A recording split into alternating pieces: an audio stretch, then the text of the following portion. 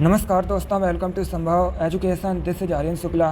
दोस्तों, आज की क्लास में हम पीईटी के लिए मॉडल पेपर डिस्कस करेंगे। इसमें आपके पॉलिटी, हिस्ट्री, ज्योग्राफी, इकॉनमी और करंट अफेयर्स के क्वेश्चन होंगे। क्लास को ध्यान से देखिएगा, इंपॉर्टेंट क्वेश्चन है। ये सभी क्वेश्चन यूपी की परीक्षाओं में पूछे हुए क्वेश्चन हैं। एंड क्लास के अंत में अपना स्कोर ज़रूर बताइए कि आपके कितने क्वेश्चन राइट निकले। डेली आपकी क्लासेस होती हैं स्पेशल पीईटी 2023 के लिए, तो डेली सभी लोग सभी क्लासेस को ज्वाइन कीजिएगा।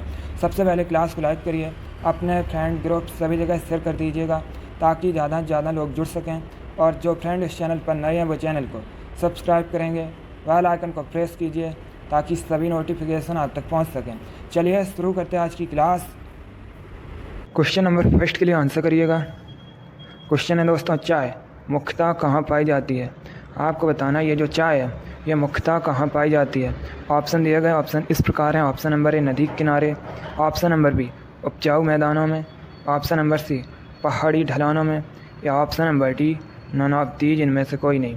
चलिए सभी लोग आंसर करिएगा। आप लोग ध्यान से ऑप्शन पढ़िए और उसके बाद ही आंसर करिए। एक क्वेश्चन और यहाँ पर एग्जाम में पूछा जाता है कि भारत में सबसे अधिक चाय का उत्पादन किस राज्य में होता है? तो ये दोस्तों असम में होता है। आप लोग याद रखिएगा, असम में भारत में सबसे अधिक चाय का उत्पादन होता है। अब बताइएगा चाय मुख्यतः कहाँ पाई जाती है? इसका right answer option number C होगा, पहाड़ी ढलानों में। Yes, option number C correct answer है दोस्तों। चाय मुख्यतः पहाड़ी ढलानों में पाई जाती है। आगे बढ़ते हैं। अब क्वेश्चन नंबर 2 के लिए आंसर करिए। अब आपको बताना है कोटा किस नदी के किनारे बसा है? बताइएगा कोटा किस नदी के किनारे बसा है? कोटा दोस्तों राजस्थान में है। बहुत अच्छे, गुड। इसका right answer option number D होगा, Chambal. Yes, option number D correct answer है। कोटा चंबल नदी के किनारे बसा है। जिसने भी क्वेश्चन नंबर 2 का ऑप्शन नंबर डी दिया है उनका राइट आंसर है। Very good. दोस्तों आप लोग ध्यान से क्लास को देखिए। क्लास के अंत में अपना स्कोर जरूर बताइए कि आपके कितने क्वेश्चन राइट निकले। चलिए आगे बढ़ते हैं। क्वेश्चन नंबर 3 के लिए आंसर करिए। क्वेश्चन है मथुरा किस नदी के किनारे बसा है? सभी लोग क्वेश्चन नंबर 3 के लिए आंसर करिएगा।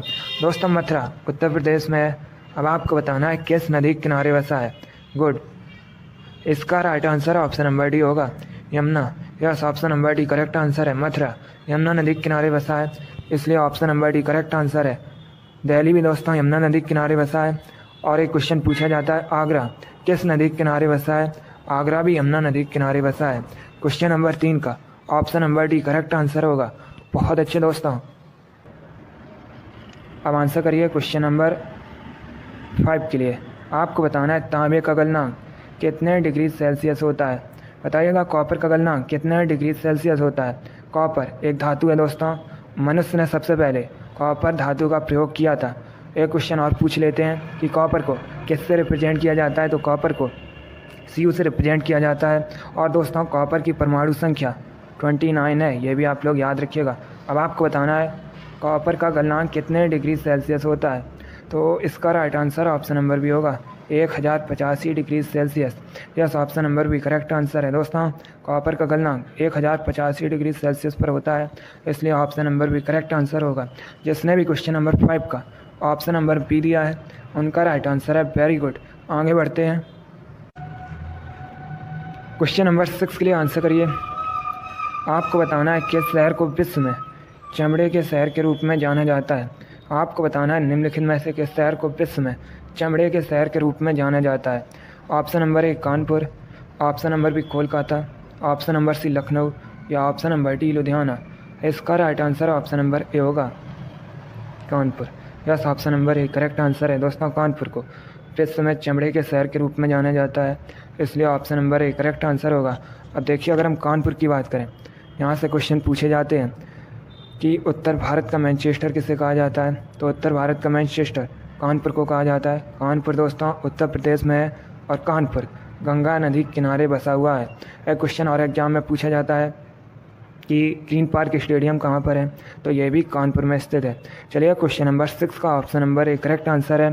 कानपुर को विश्व में चमड़े के शहर के रूप में भी जाना जाता है दोस्तों। इसके साथ ही आगरा और चेन्नई ये भी चमड़े के उद्योग के लिए प्रसिद्ध हैं। चलिए क्वेश्चन नंबर 6 का option number A correct answer होगा। क्वेश्चन नंबर 7 के लिए आंसर करिए।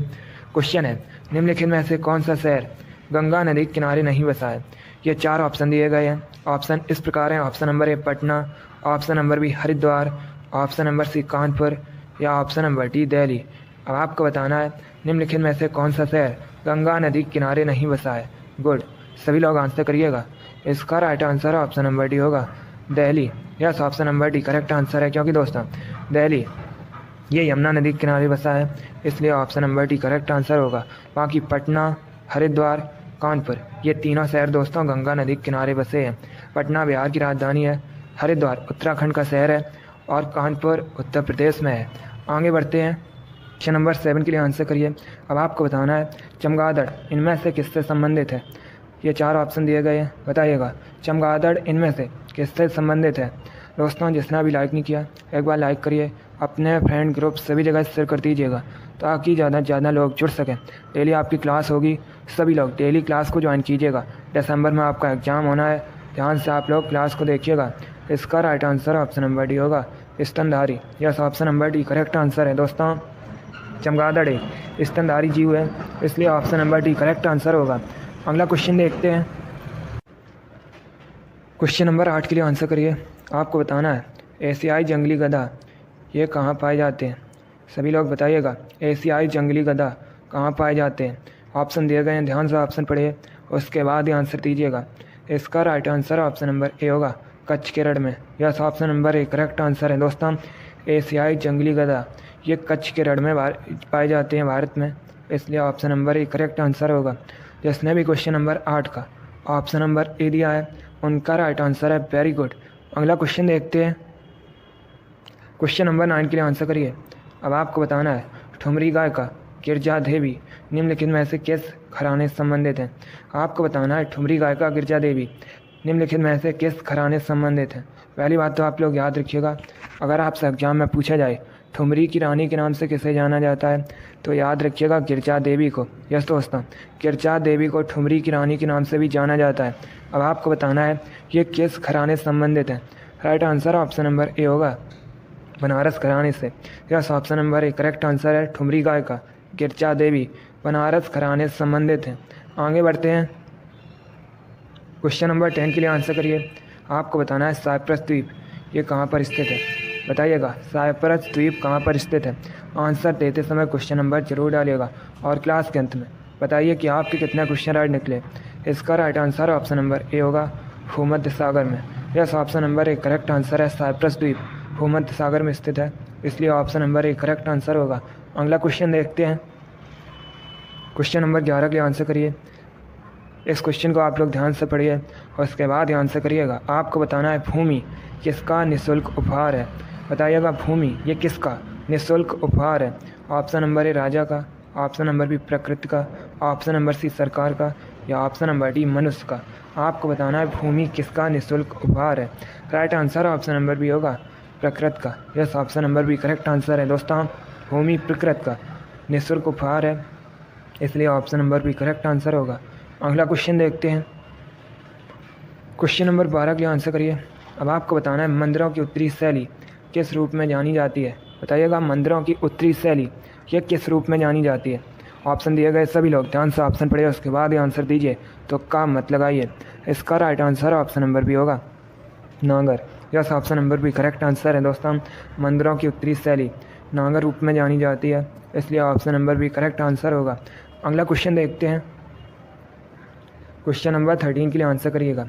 यह भी क्वेश्चन सीटेट की परीक्षा में कई बार इसी प्रकार से पूछा गया है और ये क्वेश्चन दोस्तों जो स्टेट के टेट होते हैं उनमें भी कई बार पूछा गया है। आपको बताना है भाषाई आधार पर गठित भारत का पहला राज्य कौन सा था। बताइएगा भाषा के आधार पर बना भारत का पहला राज्य कौन सा था। Option number A Andhra Pradesh, option number B Haryana, option number C Tamil Nadu या ऑप्शन नंबर डी कर्नाटक। इसका right answer option number A होगा, Andhra Pradesh. Yes, option number A correct answer है, आंध्र प्रदेश भाषाई आधार पर गठित भारत का पहला राज्य था, इसलिए option number A correct answer होगा। अगला क्वेश्चन देखते हैं। क्वेश्चन नंबर 14 के लिए आंसर करिएगा। यह भी अच्छा क्वेश्चन है। आपको बताना है हवा क्या है। ये क्वेश्चन दोस्तों सीटेट की परीक्षा में पूछा गया था और बहुत से बच्चे इस क्वेश्चन को गलत करके आए थे, तो आप लोग बताइएगा हवा क्या है। Right answer option number B होगा, हवा दोस्तों भार युक्त होती है, इसलिए option number B correct answer होगा। क्वेश्चन नंबर 14 का option number B correct answer है। आगे बढ़ते हैं। क्वेश्चन नंबर 15 के लिए आंसर करिए। क्वेश्चन है, निम्न में से कौन रासायनिक ऊर्जा को विद्युत ऊर्जा में बदलता है? आपको बताना है इनमें से कौन रासायनिक ऊर्जा को विद्युत ऊर्जा में बदलता है। ए पंखा, बी सेल, सी स्टोव या डी बल्ब। आपको बताना है कौन रासायनिक ऊर्जा को इनमें से विद्युत ऊर्जा में बदलता है। इसका right answer option number B होगा, cell. Yes, option number B correct answer है दोस्तों, सेल। ये रासायनिक ऊर्जा को विद्युत ऊर्जा में बदलते हैं, इसलिए option number B correct answer होगा। आगे बढ़ते हैं, तो याद रखिएगा सेल रासायनिक ऊर्जा को विद्युत ऊर्जा में बदलते हैं। अब आंसर करिए क्वेश्चन नंबर 16 के लिए। क्वेश्चन है दोस्तों, किससे वायु प्रदूषण नहीं होता है? ये 4 ऑप्शन दिए गए। Option number A petrol, option number B diesel, option number C CNG या ऑप्शन नंबर डी इनमें से कोई नहीं। आपको बताना है किससे वायु प्रदूषण नहीं होता है। इसका आंसर आप लोग क्लास खत्म होने के बाद कमेंट बॉक्स में दीजिएगा। चलिए आगे बढ़ते हैं। क्वेश्चन नंबर 17 के लिए आंसर करिए। यह भी क्वेश्चन CTET की परीक्षा में कई बार पूछा हुआ क्वेश्चन है। आपको बताना है एशिया का सबसे बड़ा द्वीप कौन सा है? बताइएगा, एशिया का सबसे बड़ा द्वीप कौन सा है?